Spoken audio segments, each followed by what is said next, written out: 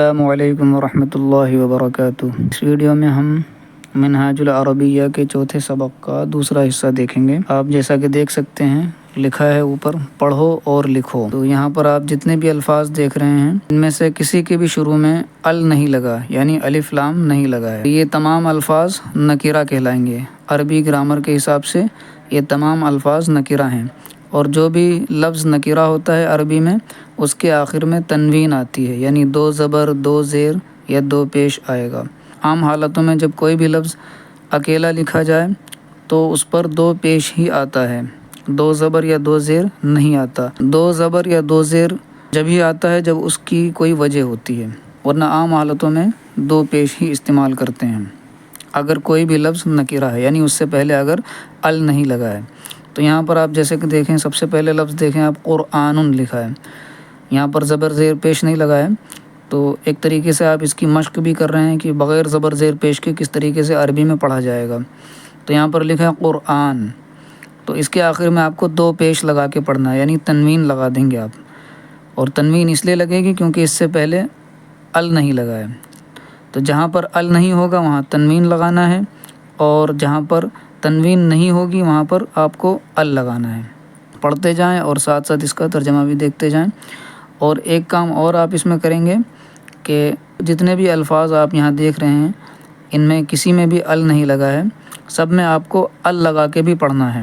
تو جب ال نہیں لگا ہے تو آپ کو دو پیش لگانا ہے، تنوین لگانا ہے، اور جب آپ ال لگائیں گے تو آخر سے تنوین کو ہٹا دیں گے۔ چلیں شروع کرتے ہیں سبق کو۔ بسم اللہ الرحمن الرحیم۔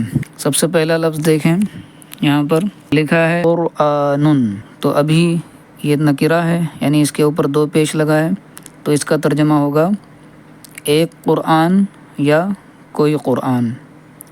اور میں بتا چکا ہوں پچھلی ویڈیو میں، نکرہ اس وقت استعمال کرتے ہیں جب کسی غیر متعین چیز کو، انجانی چیز کو بتانا مقصد ہو۔ یہاں پر دیکھیں قرآن، تو اس سے ہمیں کسی غیر متعین قرآن کے بارے میں علم ہو رہا ہے۔ کوئی بھی قرآن یا ایک قرآن، کسی خاص قرآن کے بارے میں بات نہیں ہو رہی۔ ہاں، آپ کو یہاں پر نکرہ کو معرفہ بنانا ہے، یعنی جس کے شروع میں ال نہیں لگا ہے آپ کو ال لگا کے بھی پڑھنا ہے۔ تو جیسے قرآن ہے تو اس کے شروع میں ال لگا دیں تو القرآن ہو جائے گا۔ یہ تب اس کا ترجمہ ایک قرآن یا کوئی قرآن نہیں کریں گے، بلکہ صرف اس کا ترجمہ قرآن کریں گے۔ اگلا لفظ دیکھیں، لکھا ہے دین، تو ابھی ال نہیں لگا ہے تو اس لیے اس کو پڑھیں گے دین۔ جب ال لگا دیں گے تو یہ ہو جائے گا الدین۔ پہلے ترجمہ دیکھیں، دین کا ترجمہ ہے ایک دین یا کوئی دین۔ اب اس کے شروع میں ال لگا دیں، یہ ہو جائے گا الدین۔ آخر سے دو پیش ہٹ جائے گا اور صرف ایک پیش رہ جائے گا، یعنی تنوین ہٹ جائے گی اور صرف زبر زیر پیش رہ جائے گا۔ تیسرا لفظ دیکھیں، لکھا ہے اسلام، اس کا ترجمہ ہوگا ایک اسلام یا کوئی اسلام، لیکن اب اس کے شروع میں ال لگا کے بولیں گے ہم، اور کہیں گے الاسلام۔ جو میم کے اوپر دو پیش تھا ال لگانے کے بعد وہ ہٹ جائے گا، اب اس کا ترجمہ ہوگا اسلام، بس۔ آخری لفظ دیکھیں، پہلی لائن کا لکھا ہے رجل، ابھی اس کا ترجمہ ہوگا ایک آدمی یا کوئی آدمی، لیکن اب اس سے پہلے ہم ال لگا کے پڑھیں گے تو یہ ہو جائے گا الرجل، آخری میں جو دو پیش تھا وہ ہٹ جائے گا۔ دوسری لائن دیکھیں، لکھا ہے درس، اس کا ترجمہ ہوگا ایک سبق یا کوئی سبق۔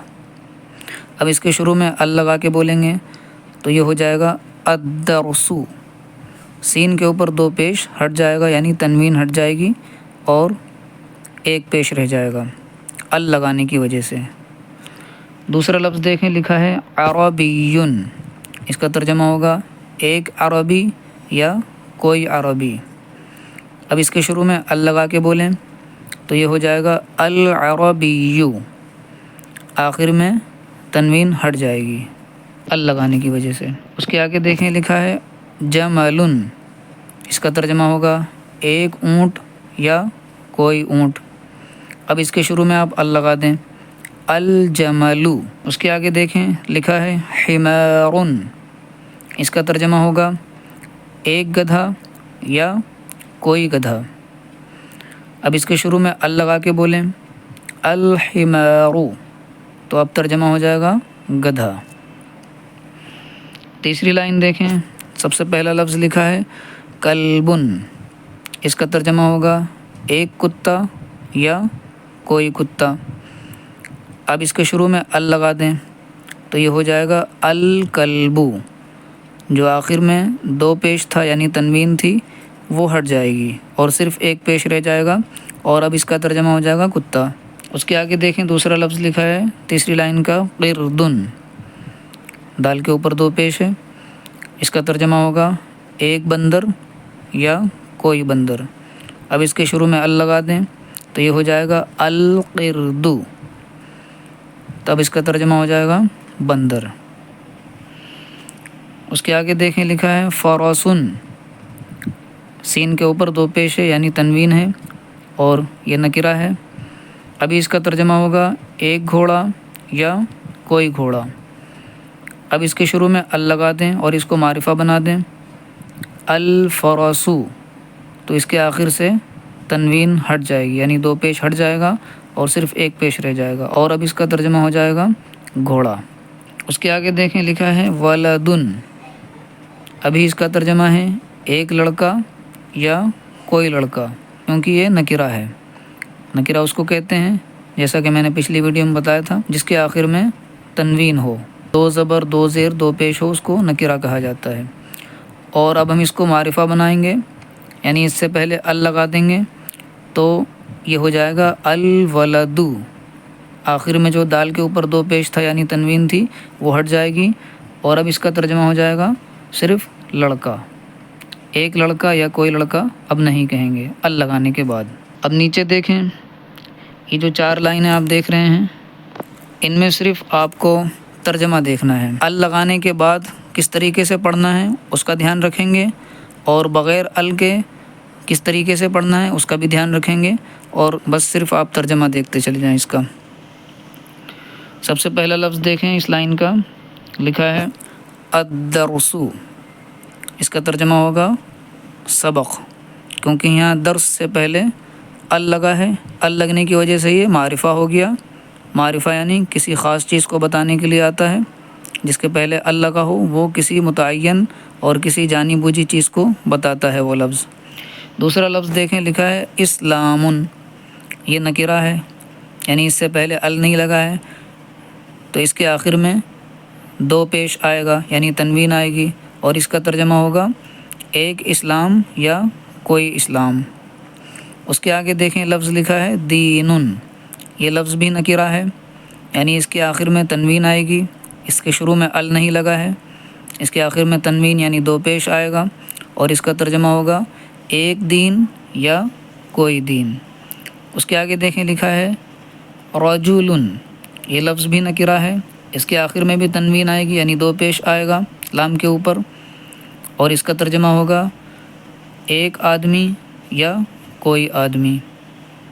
اس کے آگے دیکھیں لکھا ہے حمارن، یہ لفظ بھی نکرہ ہے، اس کے شروع میں ال نہیں لگا تو اس کے آخر میں تنوین آئے گی یعنی را کے اوپر دو پیش آئے گا، اور اس کا ترجمہ بھی ایک گدھا یا کوئی گدھا ہوگا.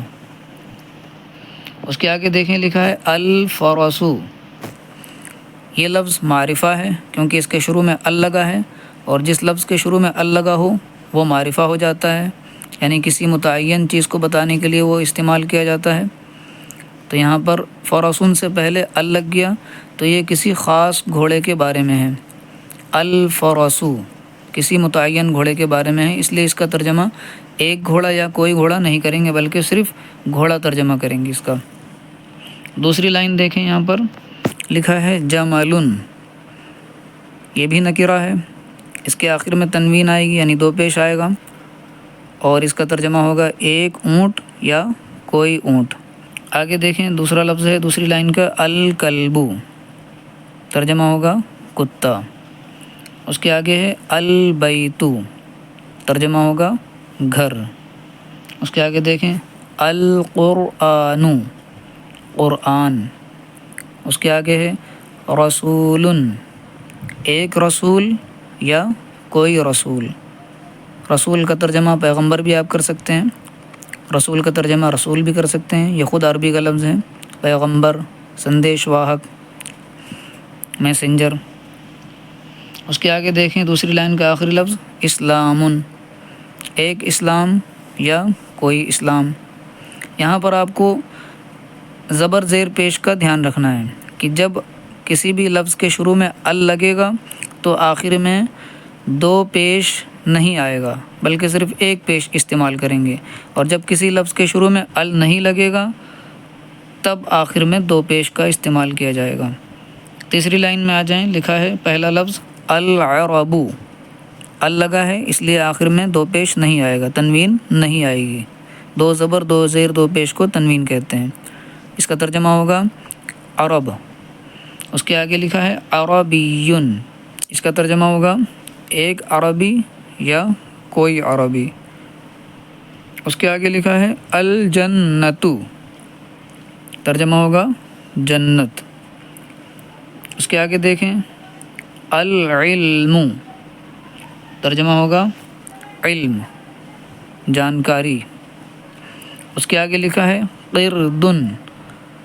اب یہاں پر دیکھیں شروع میں ال نہیں لگا ہے تو آخر میں دو پیش آئے گا. اس کا ترجمہ ہوگا ایک بندر یا کوئی بندر. اس کے آگے دیکھیں تیسری لائن کا آخری لفظ لکھا ہے الجمل، ترجمہ ہوگا اونٹ. چوتھی لائن دیکھیں لکھا ہے زہرٌ، ترجمہ ہوگا اس کا ایک پھول یا کوئی پھول. زہر عربی میں پھول کو کہتے ہیں. اس کے آگے دیکھیں لکھا ہے الورق، ترجمہ ہوگا اس کا پتا، پنہ بھی کہتے ہیں، کاغذ کو بھی ورق کہتے ہیں. کاپی کے کاغذ، کتاب کے کاغذ کو ورق کہا جاتا ہے عربی میں. ورق عربی کا لفظ ہے، یہ پتا اور کاغذ دونوں کے لیے استعمال ہوتا ہے. اس کے آگے دیکھیں لکھا ہے الحمار، اس کا ترجمہ ہے گدھا. اس کے آگے دیکھیں فرسٌ. اب یہاں پر دیکھیں ال نہیں لگا ہے تو آخر میں تنوین آئے گی، یعنی دو پیش کا استعمال کیا جائے گا. یہاں پر فرسٌ کہا جائے گا. ترجمہ ہوگا اس کا ایک گھوڑا یا کوئی گھوڑا. اس کے آگے ہے الصغیر، ترجمہ ہے چھوٹا. اس کے آگے ہے کبیر، ترجمہ ہوگا ایک بڑا یا کوئی بڑا. آج کا سبق یہاں پر مکمل ہوا. انشاءاللہ اگلے سبق کو اگلی ویڈیو میں ہم دیکھیں گے. ویڈیو کو لائک کر لیں، چینل کو سبسکرائب کر لیں اور بیل آئیکن کو پریس کر لیں تاکہ ہر نئی آنے والی ویڈیو آپ تک آسانی سے پہنچ سکے. پھر ملتے ہیں اگلے سبق میں، تب تک کے لیے اللہ حافظ.